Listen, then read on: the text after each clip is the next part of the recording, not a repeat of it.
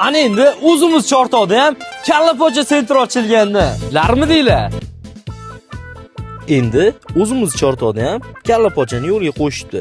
Ertaroq yemasangiz bir pasda tugab qolar ekan. Ta'mlariga gap bo'lishi mumkin emas. Bu yerda kalla pocha, tuyoq, til, qorin, halades, undan tashqari yonida novvoyxona ham bor ekan. Ertalab 6 dan boshlanar ekan. Bitta kelib ko'rmasangiz bo'lmaydi. Aka, ertalab nechidan boshlaydi endi?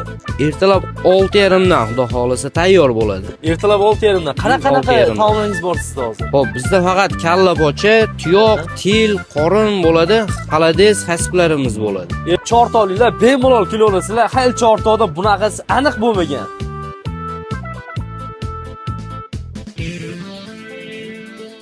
Mana shu 4 kishilik sedigan ichida kalla go'shti, tuyoq, til, qazi, xohlagan go'shtni topishinglar mumkin ekan o'rtoqlar. Eng muhim o'rtoqlar, narxi juda ham qulay ekan. Bemalol kelaverasizlar. Manzil Unesning yonginasida ekan.